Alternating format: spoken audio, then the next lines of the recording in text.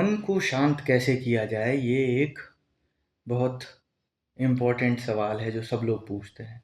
मन को शांत कैसे किया जाए, कौन सा ध्यान किया जाए, नाम जप किया जाए, धारणा किया जाए, क्या किया जाए जो मन शांत हो जाए। देखो, सिंपल सी बात है ना, मन ही इकलौता ऐसा औजार है जिसके चलाए हम चल रहे हैं। हमारी जो टोटल सत्ता है वो ही मन है।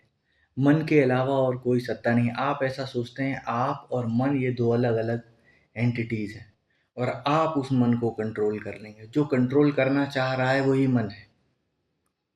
मन is a self conflicting device.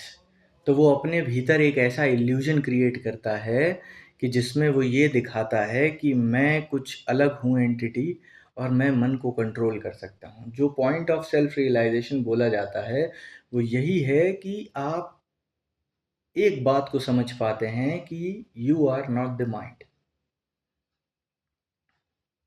You realise this. यही रियलाइजेशन है और कोई रियलाइजेशन नहीं। ये बात आपको समझ में आ जाती है कि आप मन नहीं है। और जब ये समझ आ जाती है तब फिर कंट्रोल का कोई मतलब नहीं रह गया। कौन कंट्रोल करेगा जब कोई है ही नहीं वहाँ कंट्रोल करने वाला। तो जो कंट्रोल की डिमांड उठाता है वही मन है। और किसे कंट्रोल करना है? मन को कंट्रोल करना है। आप बोल के ये कहो कि मुझे साइलेंस चाहिए, मौन चाहिए, तो कौन कह रहा है आपसे बोलने को मत बोलो? मौन है ही ऑलरेडी। आप बोलते हो तो मौन टूटता है। सेम चीज़ दुनिया में वॉर हो रही किस लिए? This is the war for peace. Peace के लिए युद्ध कर रहे हैं। Contradictory statement. सेम चीज़ मन के साथ है। मन आपको ऐसा दिखलाता है कि जैसे वो बहुत शांति चाहता है, इसलिए वो ये कर रहा है, इसलिए वो ये कर रहा है। ये जो वॉर हो रही है ना, ये भी मन का ही खेल है। मन ऐसा नहीं होता मेरा मन, आपका मन, इसका मन, उसका मन, ऐसा नहीं होता। मन एक यूनिवर्सल थिंग है, एक एक्ट है जिस एक्ट के तहत इंडिविजुअलिटी क्रिएट होती है। ये जो जिसे हम आत्मा कह लें, सेल्फ कह लें, ये वो इंडिविजुअलिटी है, यही मन है। अगर ये मन नहीं होगा तो यहाँ कोई इंडिविजुअलिटी नहीं होगी। इंडिविजुअलिटी नहीं होगी तो already what remains is silence. हर बार की बात है, मैं ये जरूर कहता हूँ गाय बगाए, जब मैं था तब हरि नहीं। मैं इज सेल्फ, मैं इज आत्मा, मैं इज मन। Till the time there is मन। गौतम बुद्ध से जब परमात्मा का सवाल पूछा जाता था तो वो मौन हो जाते थे। क्यों? क्योंकि that is the answer, that is the perfect answer. तो जो मन है वही कॉन्फ्लिक्ट है। अब आप मन के थ्रू ये सवाल पूछ रहे हैं। आप कौन है? मन। सवाल कौन उठा रहा है? मन। शांति कौन चाहता है? मन। प्रॉब्लम क्या है? मन। मन के अलावा क्या बचा? शांति। अब सवाल ये नहीं होना चाहिए कि मन कैसे शांत हो जाए, सवाल ये होना चाहिए कि मन खत्म कैसे हो जाए। मन खत्म कैसे हो जाए यानी मैं खत्म कैसे हो जाऊं। क्या आप खत्म होना चाहते हो? क्या आप मरना चाहते हो? You want to end it. Why? Because somebody has told you. आपने 4 महापुरुषों को सुन लिया, 4 बुद्ध पुरुषों को सुन लिया जो ये बातें कहते हैं कि जब मन शांत हो जाता है तब आपको मोक्ष की प्राप्ति होती है। You get something. It is not getting something. It is not reaching to a point. It is not an achievement. तुमने कुछ पा लिया, तुम जीत गए, ऐसा नहीं है। It's a stream of life, वो चल रही है। इतनी जल्दी क्या है चीज़ों को ख़त्म करने की? पहले उन्हें एंजॉय करना तो सीख लो। मैं एक गारंटेड आपको बात बताता हूँ। मोक्ष से पहले एक ऐसा क्षण आता है जीवन में जहाँ पे आपको लाइफ जीना समझ आ जाएगा।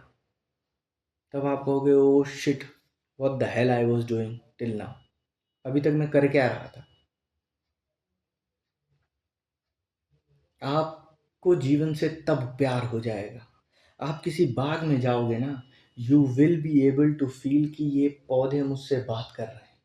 दे want me, they like me, they love me. ऐसे टाइम पे बुद्ध पुरुषों के लिए कहा जाता है कि बुद्ध जहाँ चलते थे वहाँ कमल खिल जाते थे। नॉट लिटरली, हालांकि अगर ऐसा हो जाए तो कोई बड़ी बात नहीं है, मैं आपको सही बता रहा हूँ, इसमें कोई बड़ी बात नहीं है। ऐसा आदमी जब कमरे में आता है ना तो कमरे का माहौल चेंज हो जाता है। जिस घर में रहने लगता है वहाँ के लोग उसे पसंद करने लगते हैं। पेड़ पौधों के बीच से गुजर जाता है तो पेड़ पौधे इंतज़ार करते हैं। अगर उसका रोज़ का रूटीन है तो अगले दिन पेड़ पौधे इंतज़ार करेंगे, आज नहीं आया, आज क्या बात हो गई।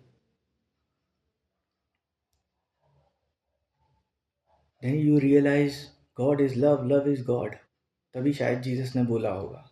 तब आपको ये सारी बातें कनेक्ट होने लगेंगी, आपको ज़िंदगी से इतना प्यार हो जाएगा, then you would not want moksha. एक शायद खलील जिब्रान की बात है या किसकी एक पोएम है, ये सर्च करना आप लोग, बताना मुझे कि किसकी ये पोएम है।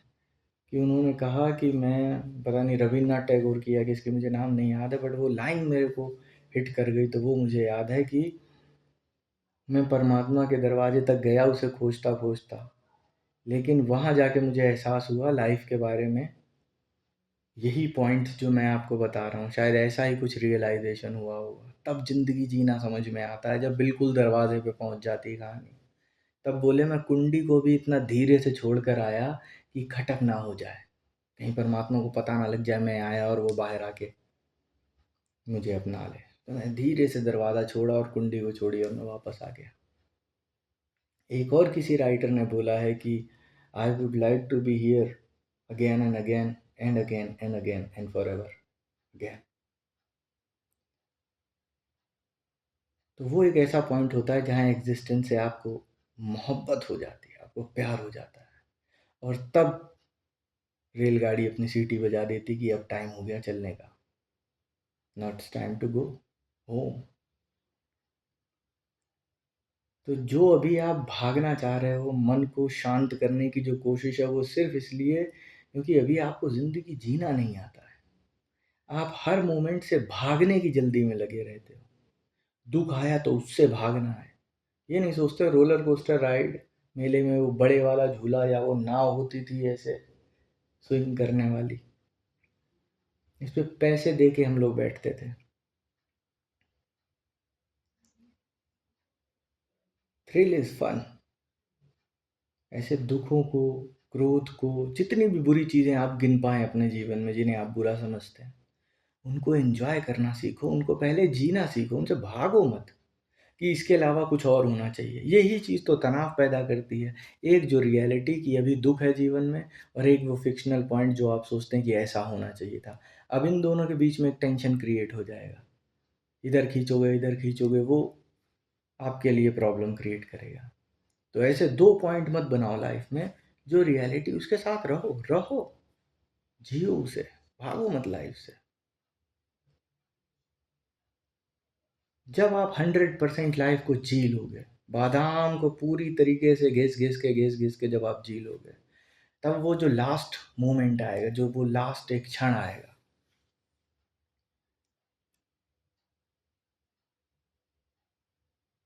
जब जीवन ने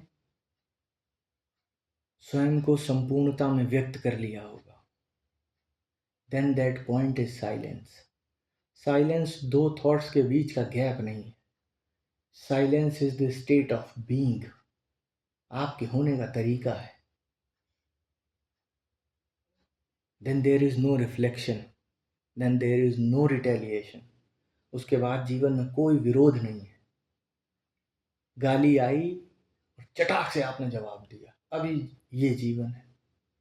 शीशे की तरह आप हो, जो आप पे पड़ता है फट से रिफ्लेक्ट करते हो, फिर आप ट्रांसपेरेंट हो जाओगे। जो भी आपके अंदर आएगा वो आर पार हो जाएगा, जैसे आप हो ही नहीं वहाँ पे। और यही सत्य है। इसी सत्य को जान लेना is the ultimate liberation. That's it.